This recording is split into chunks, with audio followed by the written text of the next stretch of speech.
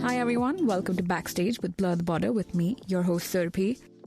Today we're speaking with Anisha, who's known the world of styling from the age of 18 and since then has continued to make her mark in this space. She began her journey working with Manish Malhotra and Kunal Rawal. Today she's behind the looks you see on Shahid Kapoor and Rajkumar Rao. In this episode, we discuss Anisha's early days and how she's seen the industry evolve. Anisha, welcome to the show. Thank you so much for having me. I'm really excited to be here. Yeah, I'm really excited to chat with you. Lovely. So like I just said, you've been styling since you were 18 and you worked with Manish Malhotra, Kunal Rawal. Can you tell me a little bit about how you got started and how you got started so young? Right after my 12th grade, I knew I didn't want to stay at home because you get that 4-5 months off. So I knew I wanted to work. I always knew I wanted to do something in fashion. That's when I started working with Kunal. Kunal was actually my first job. What did you do with Kunal? Assisting him. Okay. I was just assisting him. Kunal had de-stress at that point. And right after that, I did join college. I was in SNDT. I tried to do a fashion design course, but then I got TB. So I couldn't complete my 1 year. And then again, that whole year was going to go to waste. So like in 3-4 months when I was okay again, I was like, wait, I'm not, that's when I joined Manish. And then I worked with him on a lot of movies and, stuff like that. So then it just started. Then when I actually did join college again, but when I joined college again, I was like, they're not even teaching you half the things that you actually need on the field. And I had that experience already. So like, this is redundant. Wow. Yeah. What would you say has been the defining project in your career that made you feel validated as a stylist? Shahid. Yeah? Yeah. For after years of doing what I was doing when Shahid did happen for me, I also did come into my own. Yeah, like I feel like before that I was doing like things here, there, whatever. I hadn't found myself. But with him, I feel like that happened. Then I finally found that, okay, I'm really good at men's styling. I should also go down this path. I feel like with Shahid and me, we actually ended up creating looks that were different. And, people took up and they took notice. You've once said that you enable everybody that you work with to be true to who they are. How do you go about achieving that? I try and suss them out. The personality, try and spend a little time just talking to them on the phone or like what they like, what they don't like. I hate making anybody look like the other person because that's what is in trend. I try and avoid that as much as I can, unless the actors really like, and then you don't have an option. But the endeavor always is to get their personality out. Yeah. Who are they? What are they wanting to say? Yeah. And then if they're not comfortable, it's going to show. And I've had so many of those where you're not comfortable in what you're wearing. Yeah. It's going to tell. They're not going to be able to carry it off. And that's never fun. But you just said that you suss them out. And that's obviously, people have to kind of let you in a little bit. What is that relationship building process for you like? Obviously, it's not a one conversation. Of course. I personally believe and I enjoy working with people also who put that trust in me where it's not come stand me for one event and go. Because I'm not going to be able to change anything. I'm not going to be able to turn anything around. Exactly. It is a process. It is going to take time and, slowly, we'll find each other. It will be a trial and error. So I actually really, really enjoy that. And I feel like that's what Shahid and me have been able to do, or Raj and me, because it was years of, talking to one another, being like, there was so much FaceTime, so it's not by one conversation or one trial. It's when you are in their energy, what's he like? What's he, what excites him? What doesn't, just that, what kind of music he listens to, just when you're in their energy, I feel like you pick up so many things that it does make the process easier. How do you approach somebody that's just starting out versus somebody who's as established as a Rajkumar or Shahid?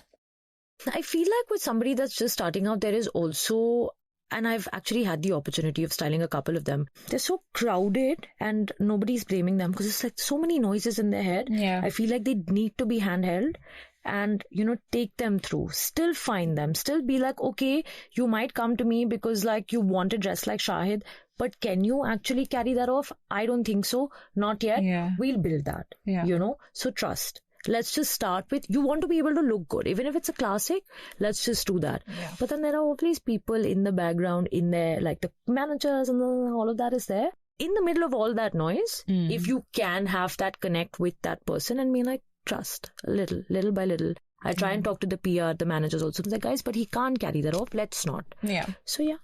That's a very important part of sort of like negotiating an outfit or a look. Always. Isn't it? Always. Do you also enjoy styling women? I love styling women. It comes with its own set of hustle and bustle, and I love it. There's also a lot more brands to like There's a lot more to play with. So much more. So much more. That with menswear, sometimes it's a bit like, okay, there are only now these 40, where am I getting more from? Yeah. So yeah. And there is a limitation on the silhouette that you can play with. Correct. Do you feel like you've been typecast? 1,000%. Yeah. 1,000%. Ever since I did start styling men, it was, now she's styling men. She doesn't style women anymore. So, and I actually still face that. I still face that till today. Every now and then I'll get a call for a girl and I'm like, oh, really? This is fun. Let's do this. Yeah. Can you talk to me about what your process is like once you've gotten somebody, for instance, you're styling someone for an event? Yeah. Say you're styling Rajkumar for an event. What's your process like? So fittings is obviously the most important part of anything. Yeah. Because that's where we're setting everything. And that's where, you're creating the look and stuff. And my process obviously has changed a lot over the years. Like first it was just, like putting things in a suitcase and then like taking it and displaying it all over the house. And now I absolutely hate doing that. I need my clothes rack because then it's just everything is hanging there and everything is just very clear to see. Everything has to be steam ironed, and especially for men because like shirts and suits and stuff, the way it falls on the body changes. Yeah. That, and I have to have a tailor. I have to have a tailor at my fitting. Because again, it's just so tricky. It's just so tricky to get that fitting correct that I might not be able to explain. Now because of certain experiences, I can tell you, okay, ye yahan se you'll have to take or whatever. But what a tailor can do, a tailor can do. Yeah. So it's very important for me to have my tailor. And of course, your usual sewing kit, clamps, double tape, the styling kit. Exactly. A stylist needs to go everywhere with a styling kit. Correct. We're going to move on into the next segment of the podcast where I fling a few questions at you to get your perspective on a few things. The first one that I want to talk to you about is undercutting. This is obviously something that we face quite often and it happens on nearly every project. How have you come to deal with something like this? Back in the day when I was insecure and not sure of what I brought to the table, I would also like slash my prices. Yeah. But now the case is different. But I also feel like I have my 15 years behind me to be like, now it doesn't matter. Is there a person who's going to do it for lesser? 100%. Yeah. And if that's what's working for you, please by all means. But I'm not going to slash my prices. Yeah. Not anymore. Because it has taken me these many years to get to a certain level to be like, I know what I bring to the table. So I feel like it's just years of experience and just a certain amount of security that I feel for myself, that also the respect that I feel like I finally found, be like, no, there's a lot that I have put in to finally be like, no, this is what I deserve. So it's actually just a mindset change for me. Fair enough.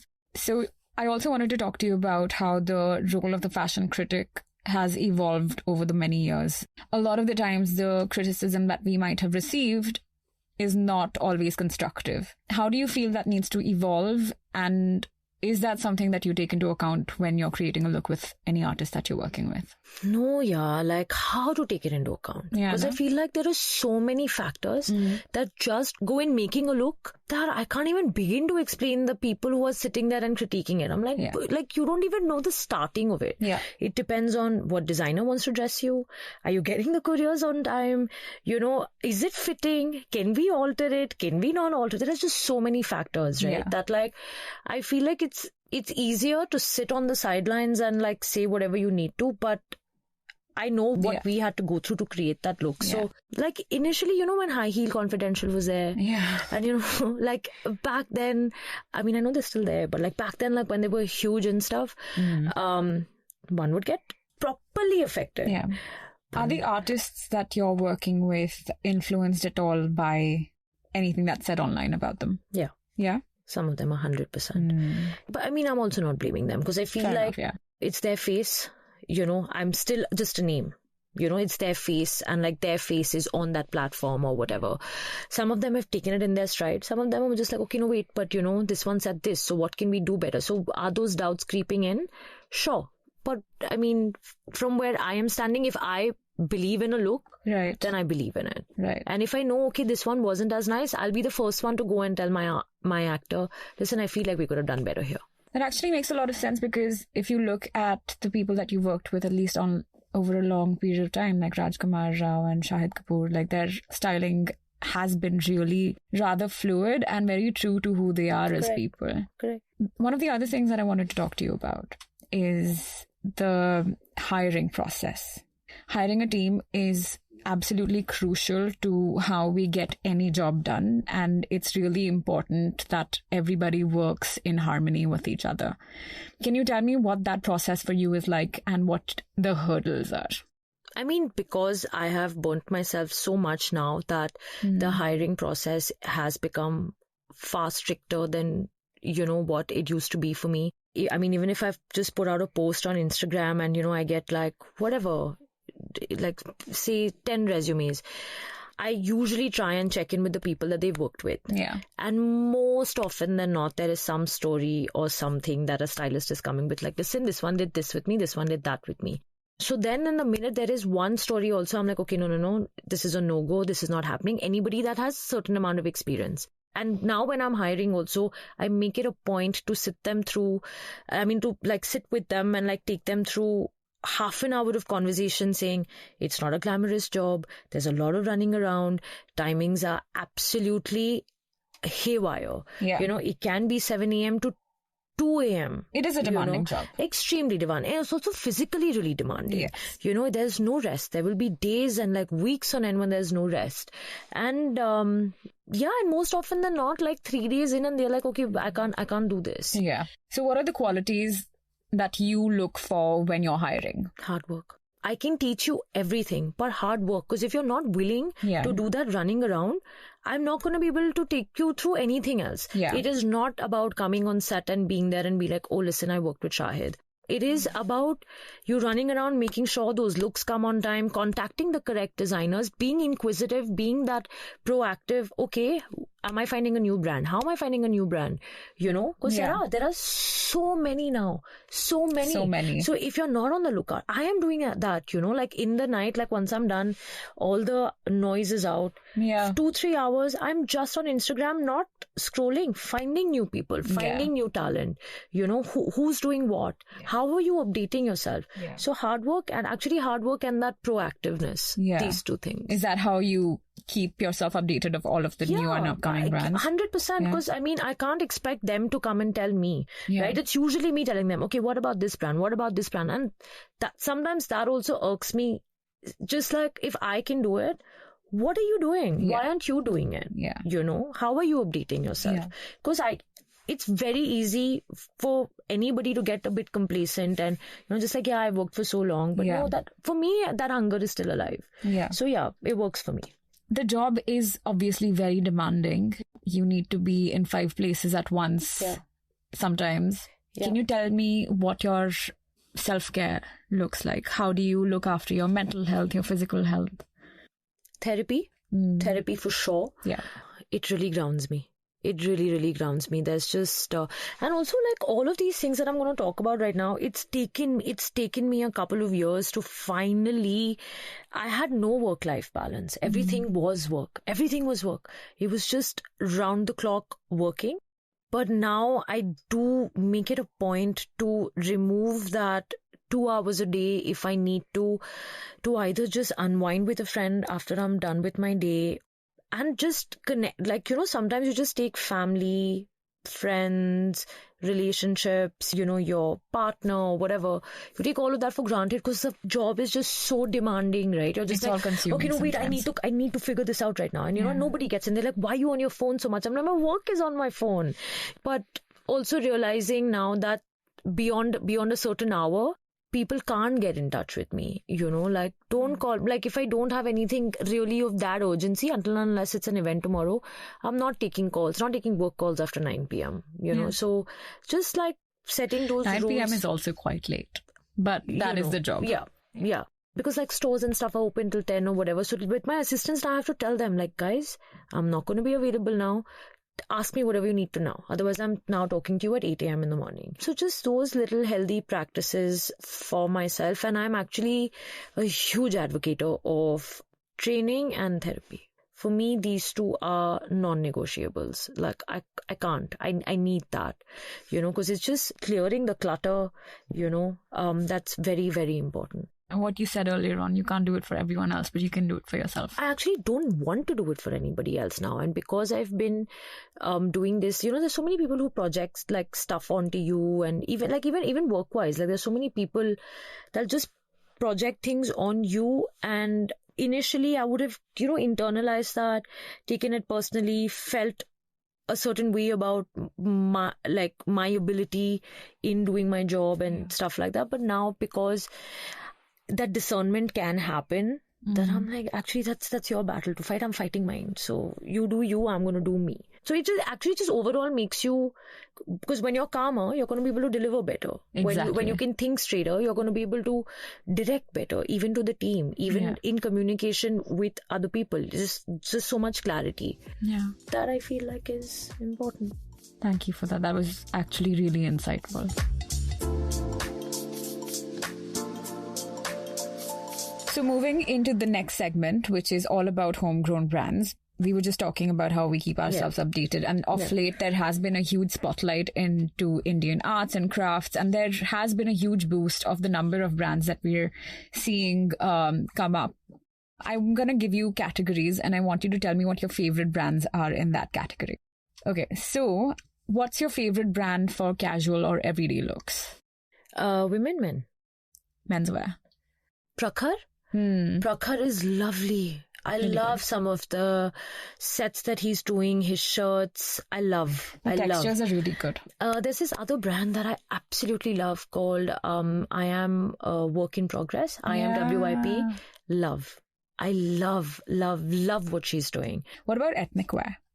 I think Dhruv Vesh does some really mean kurtas, like just his, and it's not in your face at all, which I don't like too much embroidery and stuff, but just his cuts, the color play, all of that is very interesting. I really like Dhruv. Divya Mehta is also lovely. I really, really like Divyam. That's my also. favorite. I love Divyam. So I just put Shahid in a black and white tie and dye kurta, but so different and so refreshing. And if we're going really, really classic, then Rathore. Rathore is just He is the standard, the gold standard. Correct. What about jewelry brands that have got your eye? I think Misho's doing some fun stuff. For men? For men. Really? Yeah. Misho has a nice menswear line, Lovely, actually. I've been sleeping on it. I also feel like Shoploon is interesting, and she doesn't have a menswear line, but just how fluid it is. Yeah. And just the fact that it can go either way, I love. These two for me.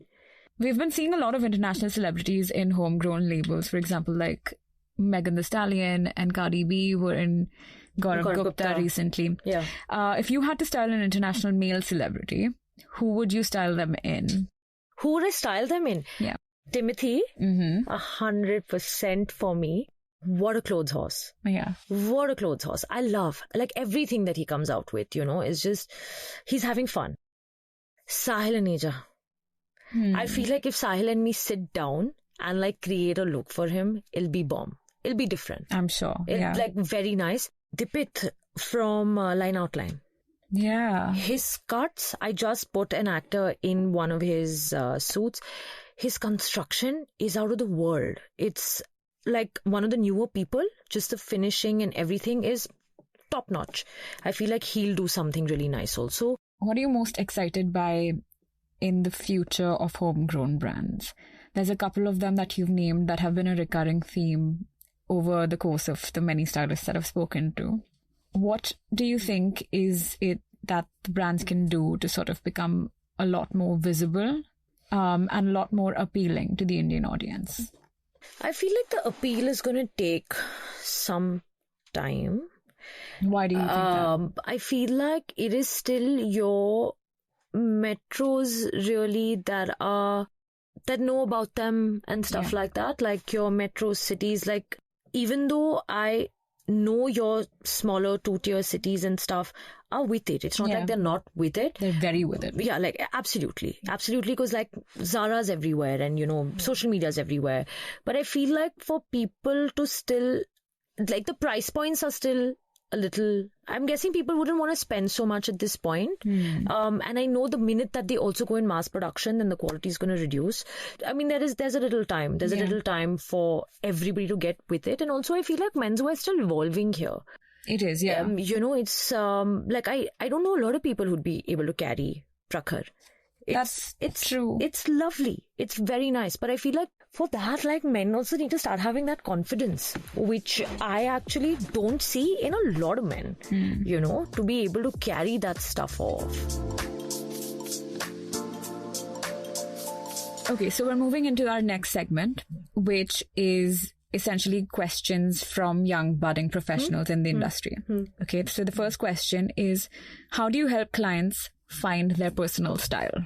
I mean, now I've been working with Shahid for 6 years. I think this is our 7th year going on, but whatever. That's a long time to work with somebody. And it has also taken us this long to, and we also have our phases. He also has his phases. We've grown together in that sense. There was a time that we were into something else, and now it's something else, and now it's that constant evolvement, because you're also changing as a person. Exactly, you're growing, so you can tell. So just to be a part of that trajectory is just so fun. It's so fun, but again, that's what you need to find, that one person that you want to put that trust in.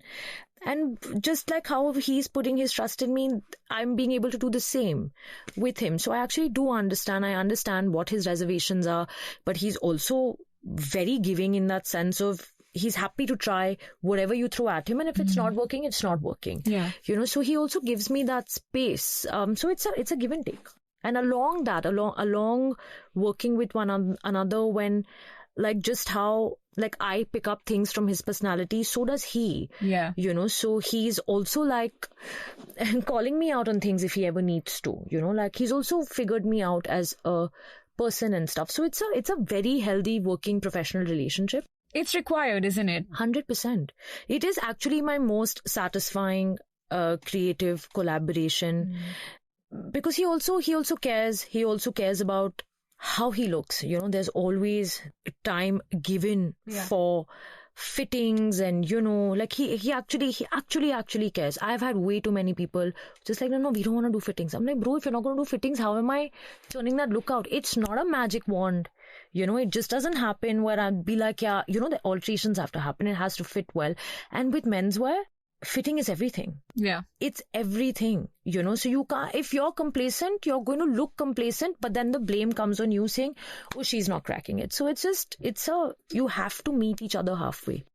Where do you see yourself in the next 5 years?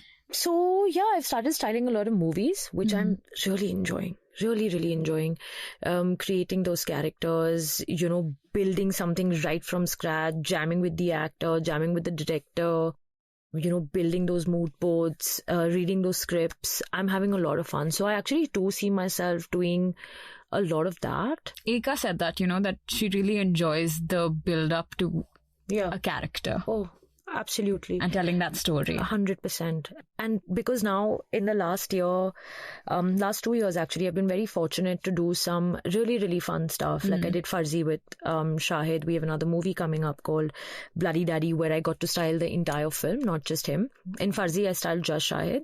And wow, I had so much fun. Yeah. I had so much fun. Yeah, I love reading those scripts and coming up with my own, of how I see it, and then taking it to the director and then him giving his feedback. And then when you see the final output, it's just so satisfying.